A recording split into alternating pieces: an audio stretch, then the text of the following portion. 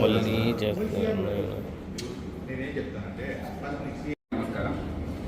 ఈరోజు చిత్తూరు జిల్లా పోలీసులు 10వ దశలో 10th కేసులో భాగంగా టోటల్గా 450 మొబైల్స్ రికవరీ చేయడం జరిగింది.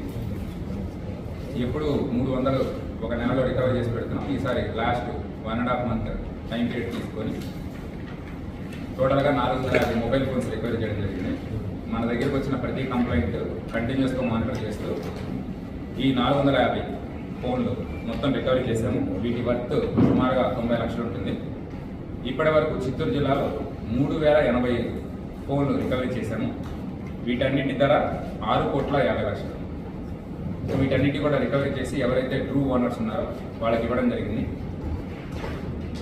అండ్ ఎవరైనా సరే వాళ్ళ ఫోన్ ఎవరైనా కొట్టేశారని తెలిసినా లేకపోతే ఎక్కడైనా జారవిడుచుకున్నా దానికి సంబంధించిన IMEI నెంబర్లు వీటన్నింటినీ పెట్టుకొని మన చిత్తూరు చాట్బాట్ వాట్సాప్ నెంబర్కి కానీ లేకపోతే CEIR పోర్టల్కి వెళ్ళి ఆ పోర్టల్లో కానీ కంప్లైంట్ లాడ్జ్ చేస్తే ఇమీడియట్గా అది మా దగ్గరికి వస్తుంది. ఇది ఎవ్రీడే మార్నింగ్ మేము డైలీ రిపోర్ట్ తీసుకుంటుంటాము. ఆ రిపోర్ట్లో ఉన్న ఫోన్ నెంబర్స్ IMEI నెంబర్స్ రెగ్యులర్గా మానిటర్ చేస్తూ వాటిని మేము వాచ్ చేస్తుంటాము. ఎక్కడైతే సరే ఇవి ట్రాక్ అవుతాయి వాటిని అన్నింటినీ తీసుకొని రావడం జరుగుతుంది. సో దీనిలో కొన్ని ఇంట్రెస్టింగ్ స్టోరీస్ ఉన్నాయి. ఒక్కొక్క ఫోన్కి ఒక్కొక్క స్టోరీ ఉంటుంది. ఫర్దర్గా మా క్రైమ్ ఇన్స్పెక్టర్ వాటి గురించి చెప్తారు. అండ్ వీటిని ఎన్నో రకాలుగా వాళ్ళతో మాట్లాడేసి ఎక్కడెక్కడ ట్రాక్ అయ్యి ఇవన్నీ చూసుకొని ప్రతి ఫోన్ని ఇంపార్టెంట్గా తీసుకొని మేము ఈ వర్క్ చేస్తున్నాం. అండ్ ఎవరికైనా సరే ఏమైనా సరే ఇష్యూస్ ఉన్నా దీనిలో ఇమీడియట్గా మా చాట్ బాట్కి అందులో మీరు మెసేజ్ పెట్టినట్లయితే మా నుంచి రిప్లై వస్తుంది. Thank you. విషయం అన్ని జిల్లాలది సంబంధించి స్టేట్మెంట్ ఏదైతే సరే మన సెంట్రల్ పోర్టల్ ఉందో దాని లేటెస్ట్ రిపోర్ట్ తీసుకున్నాము. మనము మా దగ్గర వచ్చిన కంప్లైంట్స్లో 40% కంప్లైంట్స్ 40.35% మొబైల్ ఫోన్స్ని రికవరీ చేసి వాళ్ళ ట్రూ ఓనర్స్కి మేము రీఇన్స్టేట్ చేయడం జరిగింది. మొత్తం అన్ని జిల్లాల్లోనూ చిత్తూరు జిల్లా టాప్.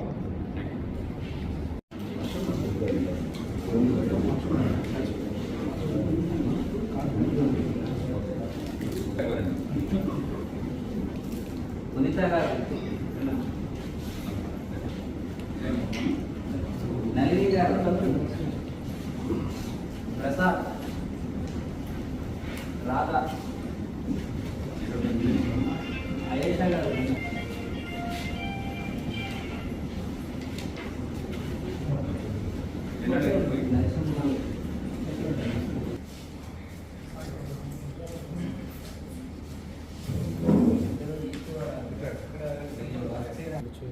ఓకే.